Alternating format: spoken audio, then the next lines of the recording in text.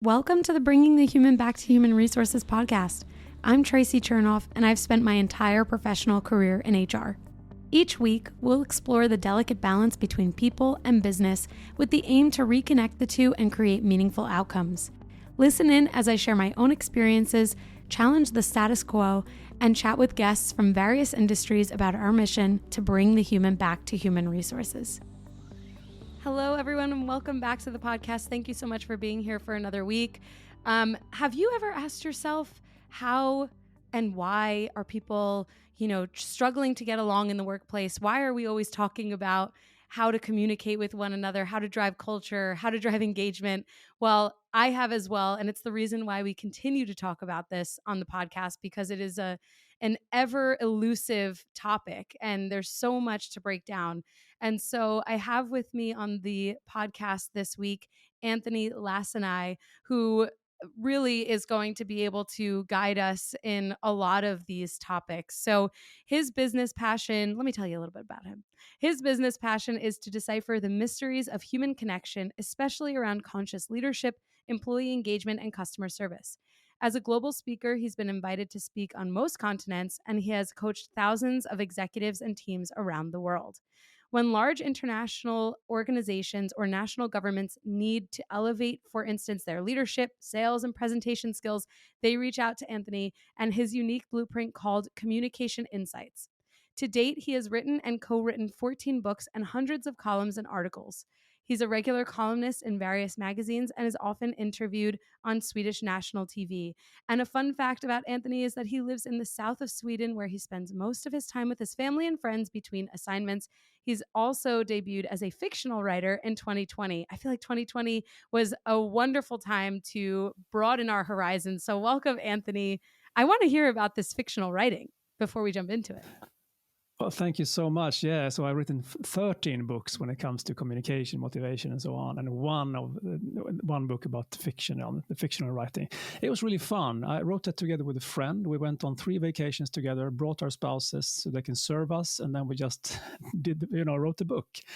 And it's about neighbors, very non-charismatic neighbors who live their miserable lives, and it's a fun book. We had fun writing it. People have fun reading it. I love it. Well, I thank you for sharing this added layer to who you are and your experience in this thing called life. But I, for one, am really excited to break down how you even got into this area of expertise around human interaction and communication and coaching on these things. When you feel that you have a knack for something, like a talent for something, and you start to explore it and you're curious about it and you improve as you go along, I think that's basically what it was for me. I am like a practical idiot. I cannot even assemble a simple IKEA Billy bookshelf, without making a mistake. It's just one of my kryptonite flaws. So I had to be good at something else. And I guess that was one of those things. I realized early on that when I spoke up, people listened. So I developed that kind of skill, starting in sales, going into marketing, realizing quickly that it wasn't all about speaking, it was about listening more than anything else. But still, that kind of became my core competence. And I've been kind of searching, as you also said, I've been searching for insights around workplace communication mostly for the last decades.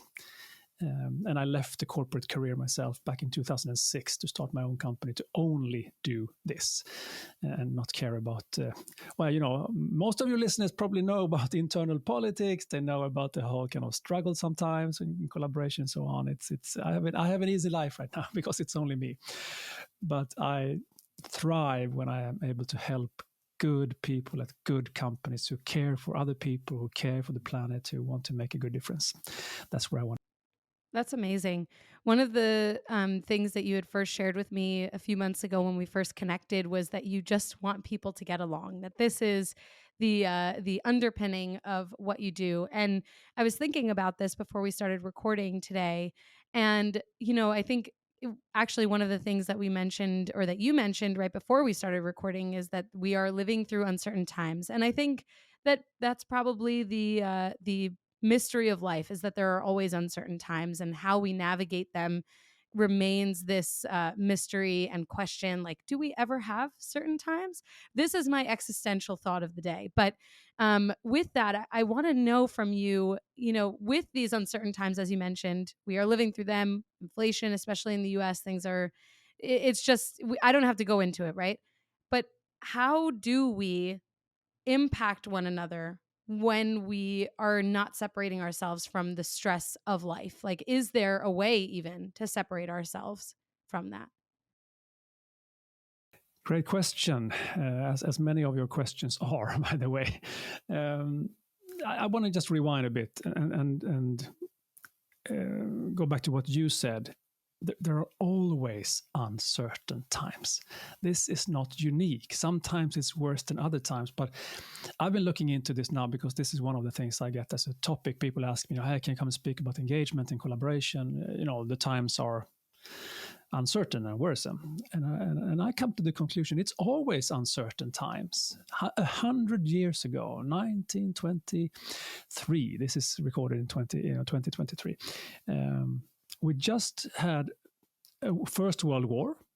Tens of millions of people died. We had the Spanish flu, the pandemic, where 50 to 100 million people died. We were about 2 billion people at that time, not 8 billion. And we were going into the worst recession ever. That was 100 years ago. I think that they could probably say that they had uncertain times as well. And ever since then, we have 2 world wars, we have cold wars, we had nuclear threats, we had terror acts, we have, downturns in the economy, 2008, we had, all of those things that happened since then. So it's not unique in any way. And even if we can have personal tragedies, from a human perspective, this is just, it's a Tuesday, it happens all the time. So I just wanted to go back to say that first. So we can have that and also understand that as a mindset, if we just take 2 steps back, realizing that, okay, fine, sometimes it's up, sometimes it's down. This seems to be a downturn right now. And your question was, how do we cope with it? Was it, by the way, because I went on this pretty much. route I mean, it's kind of like 2 parts, like how do we cope, but also how do we lash out when we're not coping? Okay. So this goes into one of my favorite things when it comes to psychology, the compassion focus theory, where you have 3 different systems in your brain that dominates in different times. So can I take that as an example now? Please. There are 3 kind of systems in your brain that go berserk sometimes or gravitates towards. So the first one is the threat system. And the threat system is super active. It's like a bodyguard in the brain, just wanting you to survive, right? So if times are particularly uncertain, if you feel threatened in any way, if your workplace is toxic, or if you worry about paying the next mortgage, or if there's something else that kind of makes you feel, I'm not going to survive this, then the threat system will be super active. And what happens then is that you lose possibilities to be constructive and creative and productive and so on, because you can't get access to the higher functions of the brain. And this is what happens many times where we feel that we are threatened.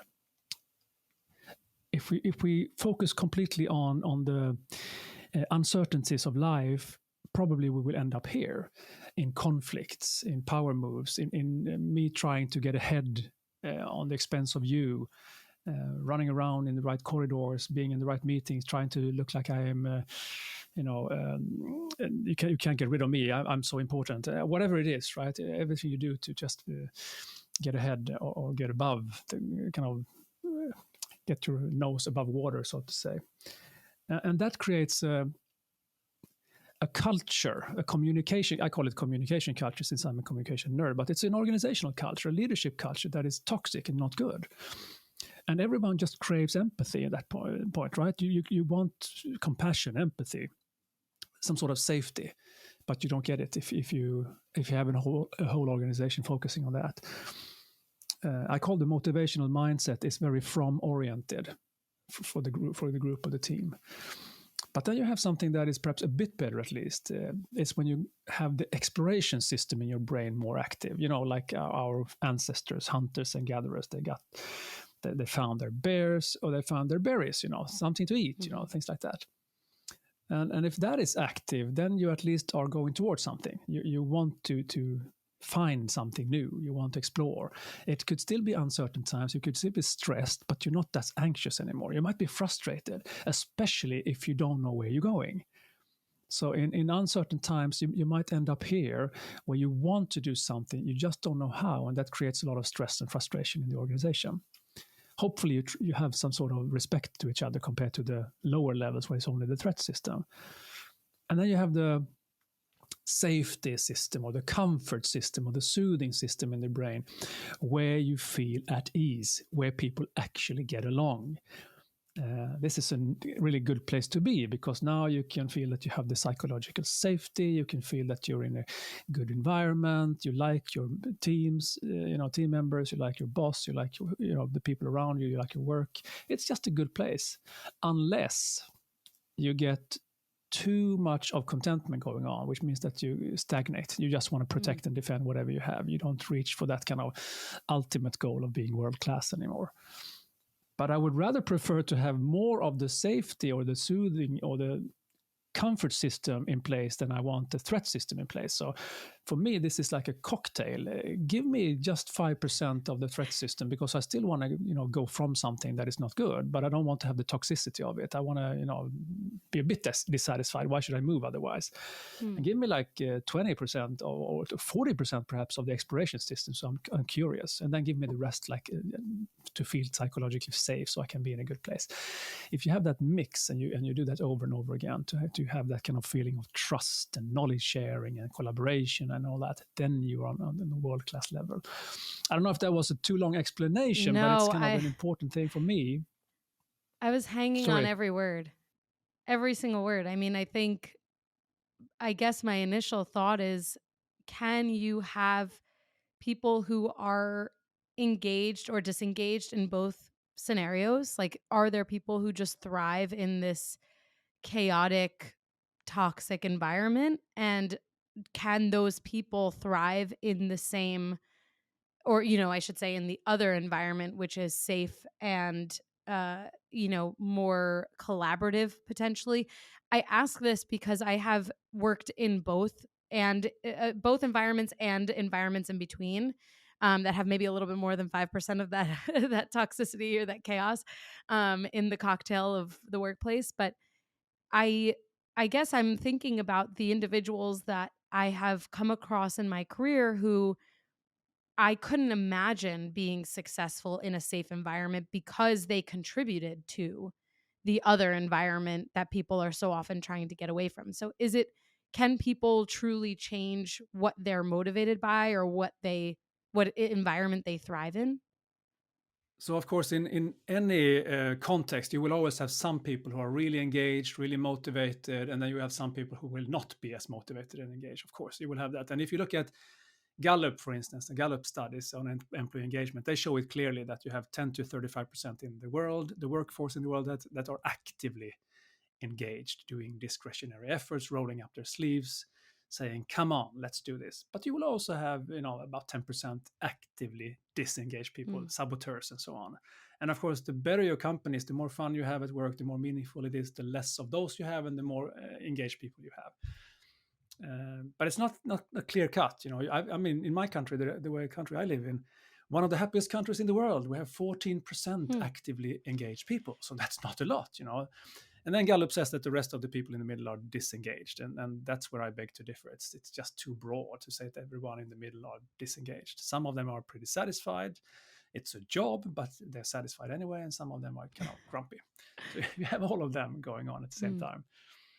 But the thing here is that if you have the world-class level, as I call it, when you have this kind of mix of a little bit from, a lot more towards, and then you have the safety system in place as well, the comfort system. If you have that and you do that over and over again to come up to that kind of world-class level, life is not particularly easy because of it. Because on that level, you respectfully disagree. You're not in conflict, which you are on the lowest level. That's a conflict situation. Conflicts for me is when one person is trying to win over another person. That's it. It's a battle. It's what Putin is doing to Zelensky right now. That's a conflict. If you look up the word. And then I have a problem with some people saying that conflicts are so good, conflicts are so developing for us. No, it's not.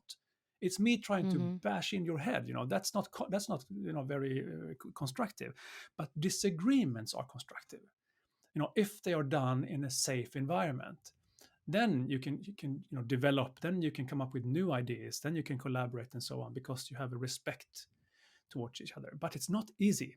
It's hard work being on that level. It's much easier to be on a level where everybody sings kumbaya all the time, feeling that life is good. Yeah, I come to work, and that's what some people call that's when you're fat and lazy. Just I'm happy where I am. Don't want to move. Management by not rocking the boat. All of those things are going on. That's not what we're talking about here. We're talking about still having an ambition, a drive to go to what I call sustainable growth. Meaning that we want to grow spiritually, mentally. We want to make sure that we care for our people, for our clients, but also for the planet. All of those things matter.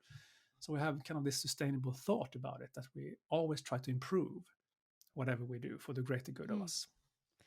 What's interesting about what you've shared there is that I immediately start to think about these massive organizations, and we know we're recording in a time where Google just announced they're laying off like over 10,000 people, right? And this is after Salesforce announces their layoffs, and all of these other companies that if I name them, we'll be here a little while.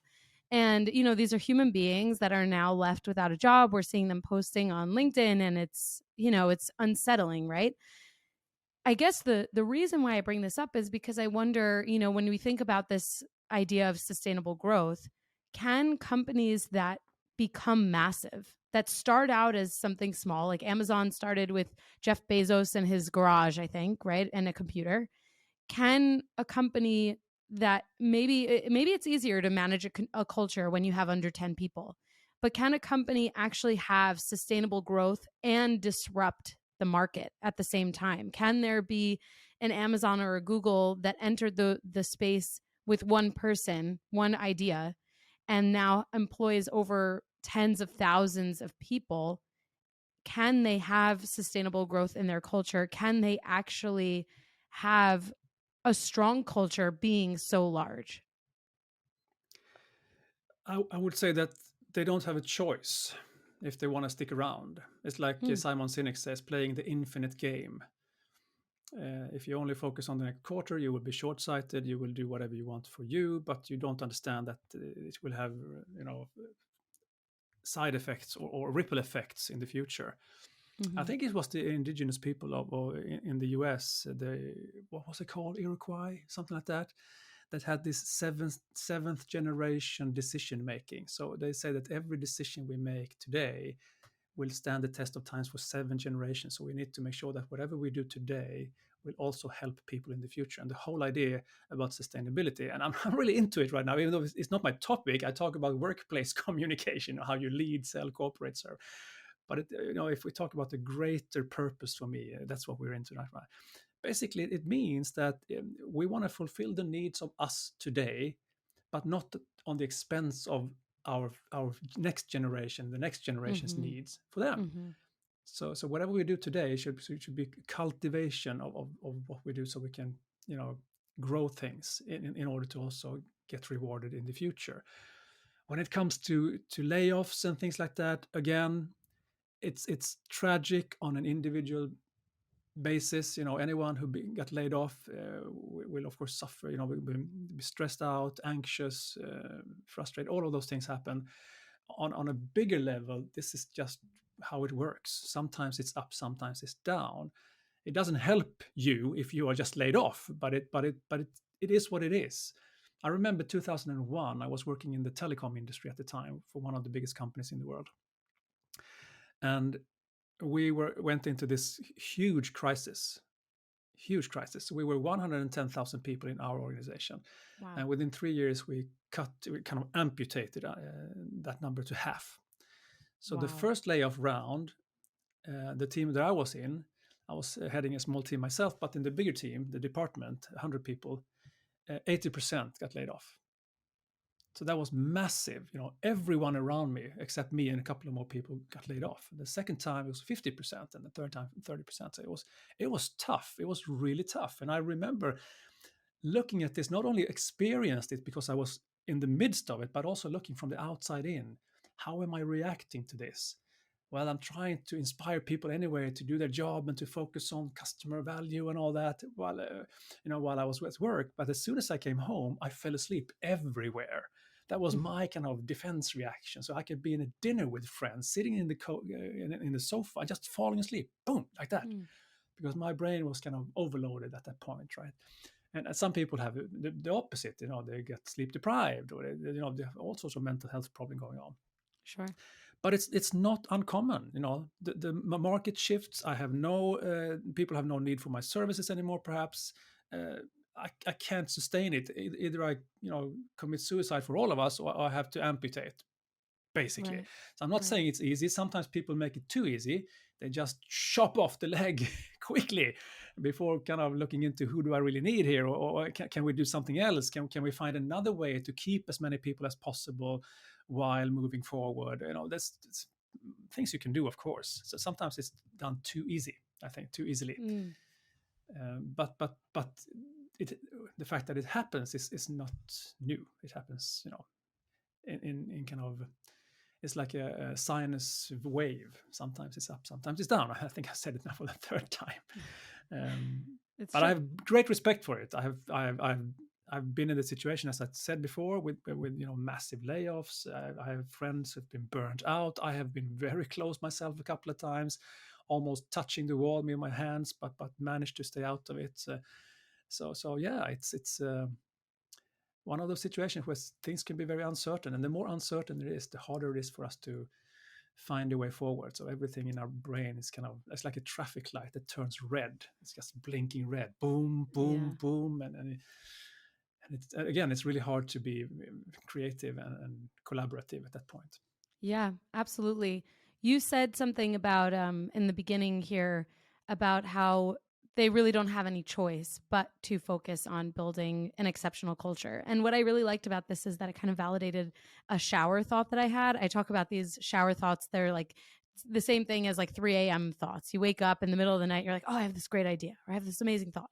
Sometimes I have the 3 a.m. thought or the just before bed thought. Sometimes I have the shower thought. And my recent shower thought, my listeners at this point are totally used to my quirkiness about this, but what my recent shower thought was that, these companies, they are totally at our will, like as consumers.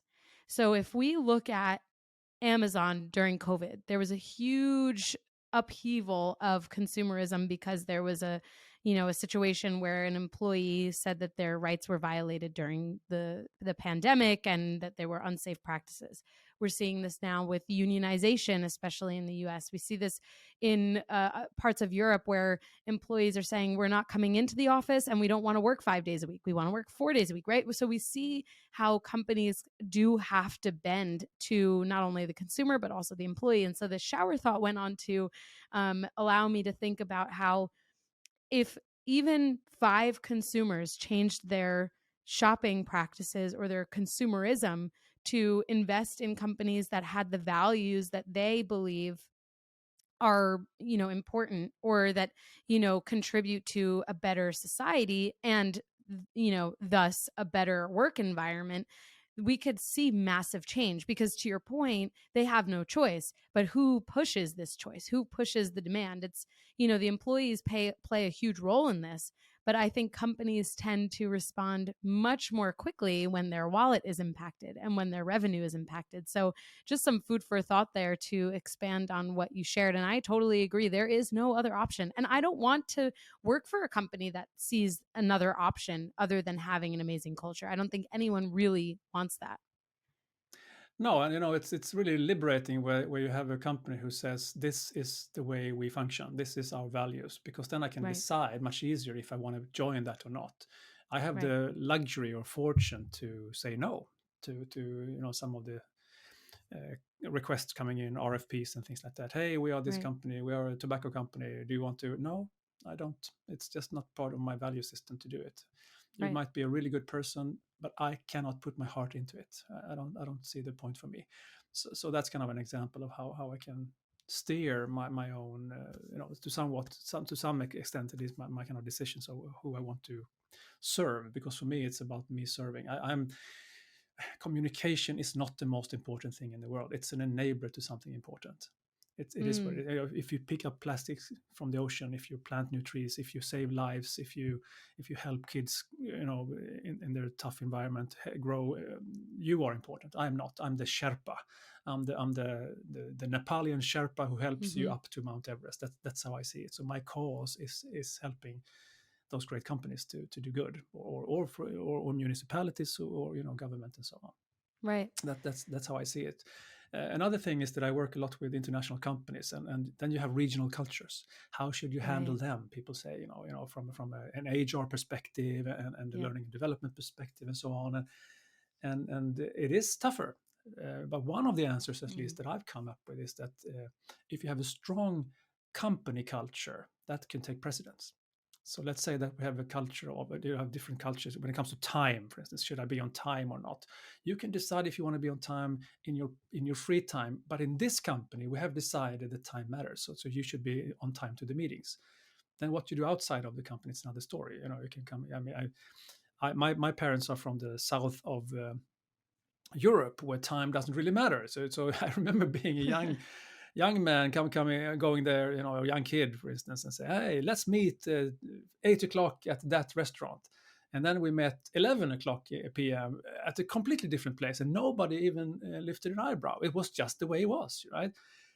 But in a business life, that would never work. And for me, it was really strange, because I come from a society where time is, important. If you say 1:45, you come 1:45, basically.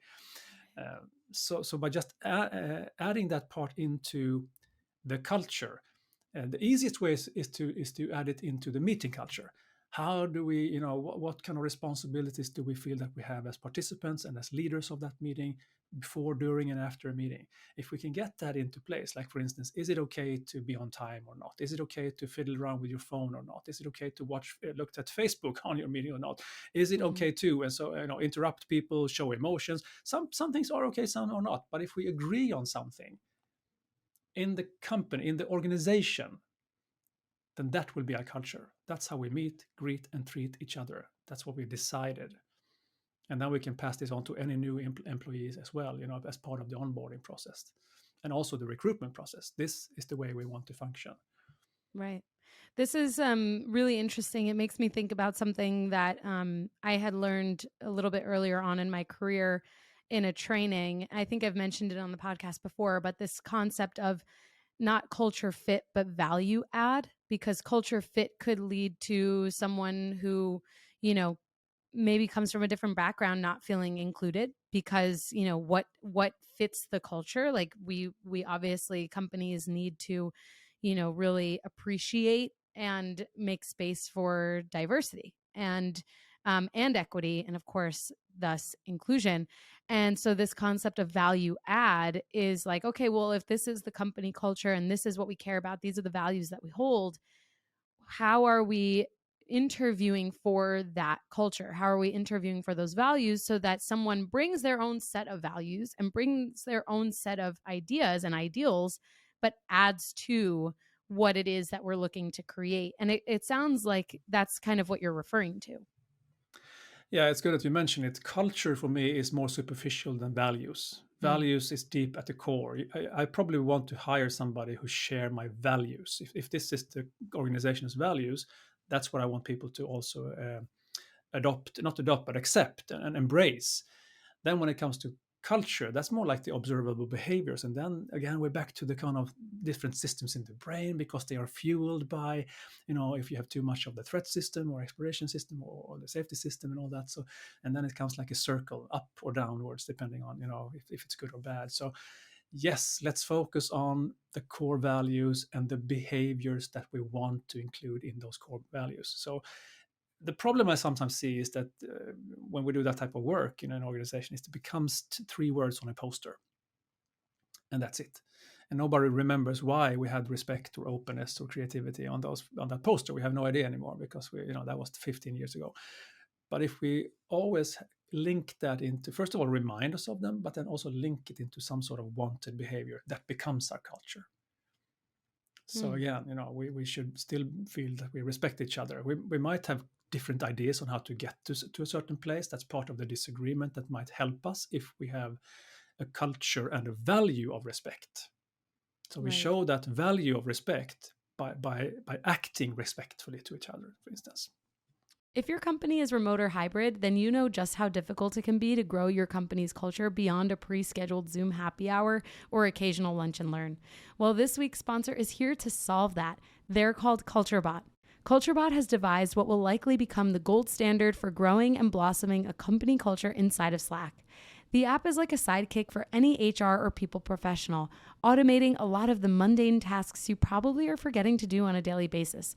Things like birthday and work anniversary celebrations, team shoutouts and kudos, employee introductions, and remote games. It even has health and wellness tips and conversation starters.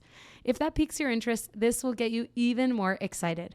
Today, I'm able to share a special promotion for listeners of the podcast. You can get your first 6 months of CultureBot for 50% off. Plus, if your team is under 25 employees, CultureBot is free forever. So if you're looking for a way to create a culture of appreciation and drive increased engagement and togetherness across your team, I definitely recommend checking out CultureBot. Go to getculturebot.com/humanhr. That's getculturebot.com/humanhr to get the offer. Plus, I've added the link in the show notes so you can just click right there. Now, let's get back to the podcast. Right. I, as you were sharing this, the word respect, it makes me think about the environments that I've worked in where there wasn't a ton of that, and how those individuals who didn't display respect, either by giving or receiving respect, whatever that meant for them, that there was in a sense, potentially a lack of accountability. And so in this thought, I was thinking, well, gosh, how do we drive accountability? How do we drive a values-based culture? How do you actually do it? Because I think every company starts out with mission and then they create their values. And it's this kind of, you have to do it in order to be a company type of situation, unless the person creating the company really believes and sees the value, for lack of a better word, in creating values that then allow the company to have this, coming back to your term, sustainable growth, and to really build on this type of culture. And so when I think about this accountability, I think really the only way to achieve a culture for, that is tied to the values, that is a winning culture, that creates that safe space with that percentage of, discomfort in order to continue to grow. It's a self accountability. We have to all, as individuals, hold ourselves accountable to this, because I think this is often where HR gets a really bad rep, that we are the ones that care about this. And it's not to say that other business leaders don't, but HR cares about engagement, HR drives engagement, all of these other, ideas. And so HR holds those accountable who are not a part of that mission. But the reality is, and I say this all the time on the podcast, that every single person contributes to a culture, good or bad, and every single person is responsible for their own behaviors. And so it doesn't just sit with HR. Engagement is not an HR issue. This is a business issue and business priority. So what are your thoughts on that, on the self-accountability piece, and where engagement is really stemming from? Yeah, and I've been having the fortune of speaking to many HR conferences and so on. And for me, you're kind of my unsung heroes, to be honest. Doing all this great work, helping others, but who helps you? Who takes care of you? Okay, that's a question you can ask. Of course, it's for everyone. You have to have somebody that drives it, and that might be HR. I talked about meetings before. There's no chief meeting officer anyway, which means that we have zero knowledge of the waste of time and money we spend on bad meetings, which is huge, by the way. It's about half of all the meetings that are counterproductive and inefficient. So just calculate that number. But nobody is responsible for it. There's no KPI on it, which means that it just goes unnoticed. In this case, you have HR perhaps responsible for driving it. But if it stays within HR, doesn't mean that you have a culture or values spreading out in the organization. It just doesn't work. So it's every employee's responsibility, of course. But if you want to have it in a hierarchical order, of course, it's the top leaders first. If they set an example, lead by example, we will follow. If you have executives with perceived high empathy, you will have 70% of your workforce being engaged instead of only 15 to 30% if they are perceived with low empathy, for instance. So everyone is accountable from that perspective, but it starts at the top, and it could be driven and helped and supported and enabled by HR. That's how I see it. But what you're into also is self-leadership or accountability and self-motivation and understanding that I cannot just let anyone else do the work for me. I need to roll up my sleeves. I need to be part of it. I need to have that servant mentality. I sometimes say that you get the team you deserve, and serve is in capital letters here. You know, that's what you want to have. You want to serve your peers, because if you do, if everybody have the same kind of mindset of serving, then we will help each other and we will grow. There are, different ways of coming about this. HR, of course, does do a tremendous job often. Some organizations might want to go into more like goal-oriented. We have these goals, who will do what, who KPIs, things like that. If you go that route, I suggest you have 3 types of goals. The first one, the highest level, is what I call identity goals. Who do we want to be? And now you're into the core values again, and the mission or the purpose or the assignment, and these are who we want to be. The next level is kind of the more normal goals, which is the outcome goals. What do we want to achieve then the next year, for instance? And that could be very result oriented. It could be about getting that market share, or getting that turnover, or getting that customers and things like that. Fine. But you also have the next level, the fastest kind of changing level, which is how do we get there? What do we do in order to get there? What is the next step I'm going to do in order to reach that goal that I have, in order to reach that purpose or that identity I want to be? So if they are in harmony with each other, then you have a tremendous force going on. But if they're not, if they're kind of separated from each other, we have this kind of identity goal. Not many people call it that. I call it that, where we say we really want to be innovative. But the goals that you set, the outcome goals, are only about selling old stuff. Well, you don't have a match, and people will notice it. They will see it immediately. No, I'm not going to sell that because I don't get the right margin for my bonus, so I'm not going to do that new project. Well, then we are not innovative, are we? And then people getting it kind of this discomfort going on, and they get disappointed, and they don't feel that it works anymore. And then they might leave, eventually. Yeah. It's interesting, how you, I guess, position the culture and the values and the engagement. And it makes me think about potentially something that we missed when we were talking about engagement before, which is how to handle or how to navigate when people are at different levels of engagement within one organization or within one culture. And this is, a standard of being in business, right? Like there's always going to be someone who is this go-getter, goes above and beyond, you never have to ask a thing from. And then, the opposite, there's always someone who's like lagging and dragging their feet and complaining about everything and, really sucks the energy out of the room, right? To be really frank, we're all thinking of someone who does that. I'm thinking of someone that I used to work with who was this person for me. But it's hard, right? Like whether you're an individual contributor, a leader, whether you're in HR or not, you want to surround yourself with a person who's like always going above and beyond, and you want to be that person, hopefully. But then there are people who are sucking the energy out of the room. So how do we navigate that? And do we have to, most of the time I'm getting messages that people are spending so much time focused on building up those who are disengaged that they're forgetting about those who are super engaged and giving them just as much attention because they don't require as much energy, so they're not getting the attention. So how do we navigate that, and what do we do? That is, of course, as many of the questions we talk about here, very complex. It sounds like I have all the easy answers for everything, but it's of course not. It's really, really complex. This is one of them, of course. You have the bell curve where some people are super motivated, some people are not, and most of our people, even from a performance perspective, are somewhere in the middle. They do okay. We should when we set our goals, for instance, we should probably look at the bell curve's mid, the mid side part where everyone is okay. That's what we have to work with. That's the resource we have. Right. And of course, if we want more people to move towards the more motivated ones, of course, we should make sure that the motivated persons stay motivated. The satisfied people who believe that this is nice, but it's a job, let's help them as well to make them feel good about that and contribute to the best of their capabilities. If they're grumpy, now we need to find out why, so that they don't become too disengaged. I mean, they should still follow us, lead or follow, but don't stand in the way. We want to be with you. Let's see what is it that drives you. Are you in the wrong place right now? Should we help you out? Where can you thrive? Where can you give us your best? If it's possible, then we can perhaps accommodate for that. But if you have those really bad apples, the ones that sabotage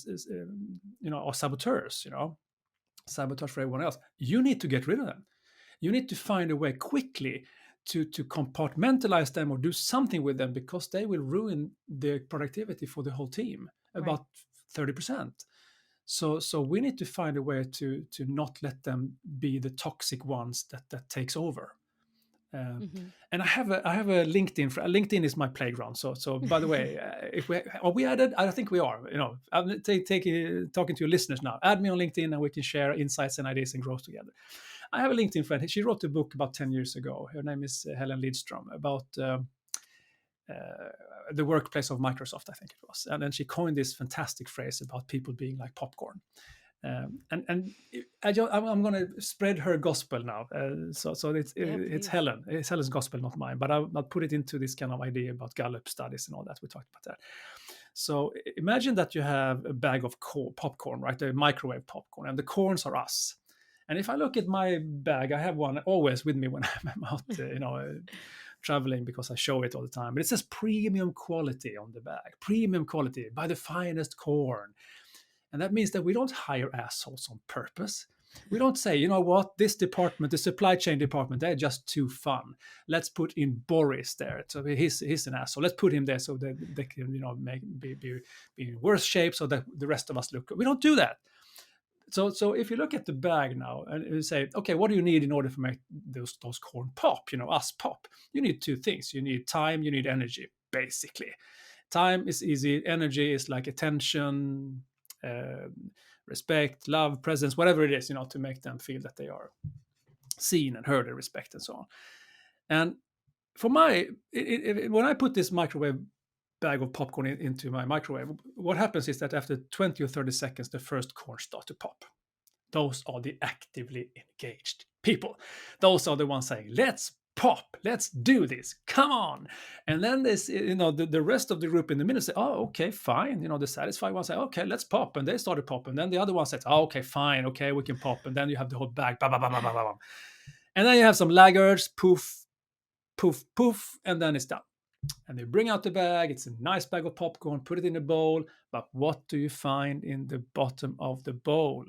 You find the actively disengaged corns that says, I'm not going to pop. It's not in my job description to pop. Let Paula pop instead. Oh, so you promoted Tracy to pop before me. Now I'm definitely not interested. And they go on like that with the blame games and the victimizing and all that. They are really dangerous. We need to make sure that, because if we put all our focus into them, we will burn the rest of the bag. I love Hopefully that. we don't have them so much, but if we do, we need to fix it. And I'm using this story. I'm sharing Helen's, gospel, as I said, when it comes to this particular story, because I love it so much. And I remember going back from one of those gigs, and the organizer called me up. No, she emailed me afterwards, and she said, you know what happened when you left? One of my colleagues came up to me and she said, we need to talk. I don't pop here. And I found that extremely courageous. I found that brave, mature, great. Now they can do something about it. Put her in a place where she can thrive and develop and contribute instead of being angry and disappointed and bitter. And if you can't, because there's no room for you, that you don't have any new tasks, then fine. Let's see what we can do in the meanwhile, while you find your way somewhere else. What can you do for us in the meantime? so we can coach you out to a new position somewhere else. I think it's life is too short. You should That's probably true. like to work at least. If you don't love it, at least like it. Yeah, I totally agree. I love this. I'm never going to look at popcorn the same, and that's one of my favorite snacks. So I Yeah, me really, too. I love this analogy and this idea. I mean, it's really, first of all, it's so visual. We can all think about that popcorn popping in the bag, but it's really true. And it's always those kernels at the end that you're like, why didn't you just freaking pop? Like, I could have had more popcorn if you just popped. And, it's really a perfect example of how those who are actively disengaged impact the whole system, the entire bag of popcorn. To Helen's credit, I think that's a genius example. And when I think about what you said, that those kernels unpopped, those actively disengaged folks and organizations, they need to just exit stage left. They also, and to your point, like that person who said, I'm not popping here, that was courageous. It takes a lot of self-awareness to realize when you are so disengaged that you are actively impacting other people around you. And I can only hope that in this day and age where people are so much more aware of their own behaviors, I think because of the advent of social media that makes you hyper aware of how you look and how you act and how you speak, I would hope that those unpopped kernels in organizations are like, you know what, I got to find something else. And just instead of spreading this, disengagement around, that they just actively make a decision for themselves, because people deserve to be happy. And to your point, if you're not going to love what you do, at least like it. And those unpopped kernels don't like it. Yeah, and love why you do it, if nothing else. I have a poster somewhere in my house saying, do what you love what you do. But I would like to add also, and why you do it.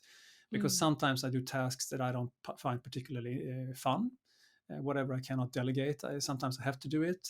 But I know why I do it, because I love my job. I get to, travel around the world virtually sometimes, but also, in-person events and meet new fantastic people, and I can perhaps share some insights that will help them grow, and it's just amazing.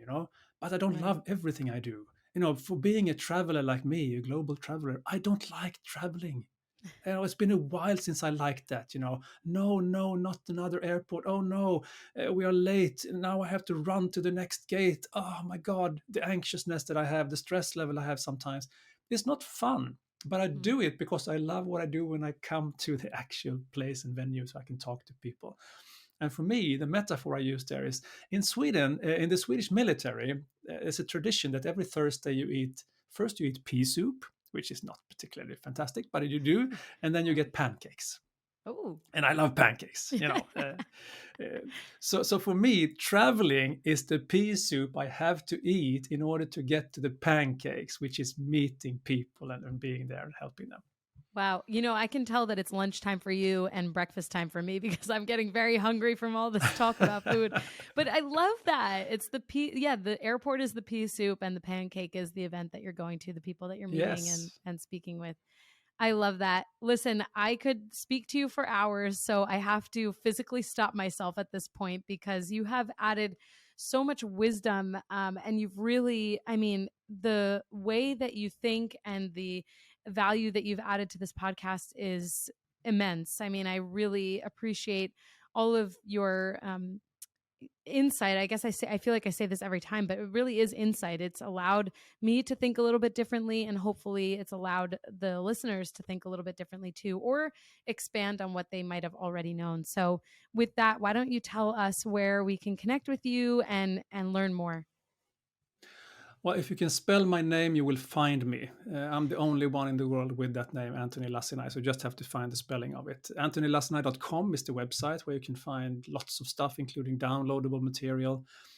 One of those downloadable materials will be very soon, at least, 10 tips for leading in uncertain times. That might be of interest. I'm just about to publish that as well. Amazing. LinkedIn is, as I said, my playground. Find me there, Antoni Lacinai. I'm sharing insights 2-3 times per week, and I'm also, happy to receive insights from everyone else, so I can grow and learn myself. Those are the main ones. I also have a small, obscure little Instagram account where I have some behind-the-scenes pictures when I'm out and about. So that might be another one. How about I give your listeners a treat? Please. We haven't talked about this.